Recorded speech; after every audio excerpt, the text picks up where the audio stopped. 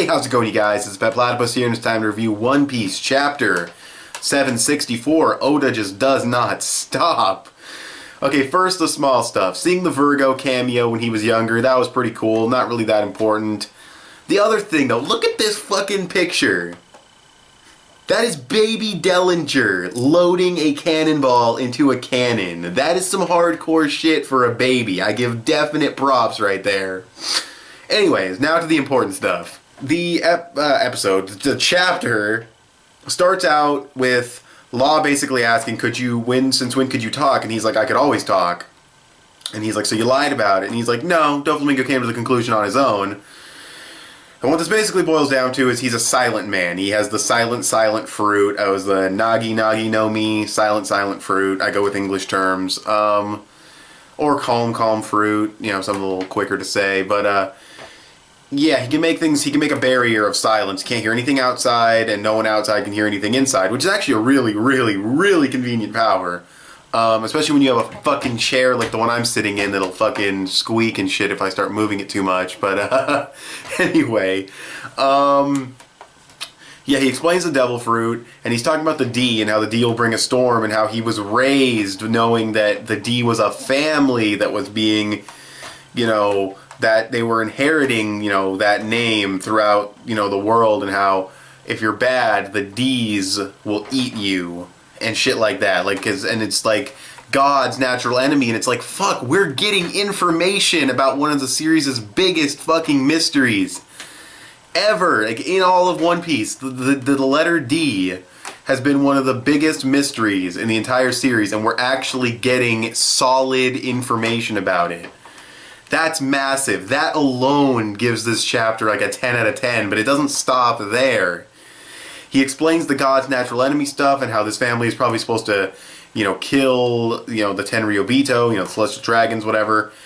And Law's like, whatever, I don't get it, blah, blah, blah. I want to be like Doflamingo, I want to kill people, I only have a year to live. And he's like, why don't you go search for a cure? And he's like, there is no cure. And he ends up saying he's going to go rat out to Doflamingo. He's going to say, oh, you can talk and you have powers and blah, blah, blah. I'm going to go tell him.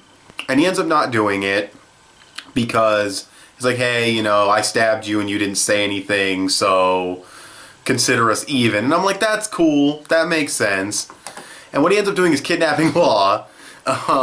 He kidnaps Law, and then he's talking on the fucking transponder snail, and we're like, who the fuck's this guy? It looks like Marines, right? And then it's Sengoku the Buddha, and I'm like, holy shit.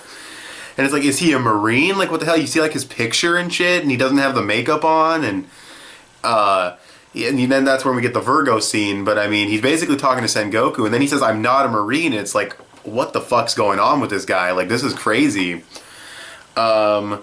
And he also talks about how Doflamingo has like this madness, and we see Doflamingo when he's a kid, and it's that scene where they're all strung up and fucking getting, you know, shot with arrows, and Doflamingo's like, I'll fucking kill all of you. And it's just like, dude, you realize, even though you haven't done anything personally, you realize they do have justified anger towards the Celestial Dragons, right? But no, Doflamingo doesn't understand that. He's too fucking selfish, even as a kid and everything. Well, kids are selfish, but, you know. He's still that kid, just in an adult, overpowered, string-using body. But, yeah, anyway, it's like I said, that was good insight into Doflamingo's character as well. I mean, it's something we didn't already know, I guess, but it'd be cool to see him, like, have a moment where he's fighting Luffy and then just snaps and goes berserk. That'd be really cool, but, yeah, he says he's not a Marine, which is really interesting, and they go from doctor to doctor, and the doctors are assholes, saying they're going to infect us, and trying to call the police and the government and say this kid is doing this, and Law's having to relive all these sad moments, and, you know, and fucking Corazon's just beating the shit out of all of them. And what ends up happening is he has this moment where Law's sleeping, and he's just thinking about how, you know, all I'm doing is making you relive your shitty past, and, you know, this is really, you know, not the best. You know, we're trying to find a cure, but all I've done is make it worse for you. And Law's running out of time. I think 6 months passed, and he's just really feeling sorry for the guy, and Law has tears, and then they wake up, and Law calls him, instead of calling him Corazon, he calls him Cora-san, like the Japanese, you know, put that at the end of the, you know, when you're calling someone something. And, yeah, then they get a call from Doflamingo, and that's where the chapter ends. And there was a cool color page, and another color page for the cover of like Shonen Jump with Luffy as a vampire for Halloween. That was cool. But overall, it was a fucking amazing chapter. I mean, there's just no other way to look at it. It was an 11 out of 10 chapter of One Piece. I mean, you get not only the stuff with the D, which is pretty mind-blowing that it's getting in full, you know, we're actually getting reveals right now. In such an unexpected place, too. Law's backstory, it's crazy. And then we get the stuff where it's like, is he a Marine? He knows Sengoku? Like, what the fuck's going on with this guy? And it's just like, there's so much shit going on, and it's so intriguing and interesting, and the relationship being built between Law and Corazon is so, you know, it makes so much sense, you know, it's well done, it's not forced or anything, and just, it's an 11 out of 10 chapter of fucking One Piece, easily. My only real complaints, like I said, the Virgo thing was kind of cool, seeing a cameo, but really we didn't need to waste a few panels of him saying, I want to be transferred to G5. I mean, we know he goes to G5 eventually. We don't need to see him ask about it. It was cool for Corazon to say, you know, because people, when we get to this flashback, people are thinking, you know, like, where the fuck is Virgo?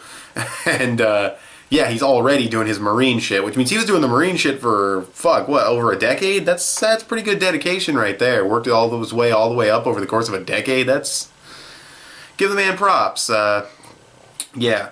But anyways, like I was saying, it's a good chapter. It's more than a good chapter, really. That's an understatement. But, yeah, it's amazing. 11 out of 10. Loved it.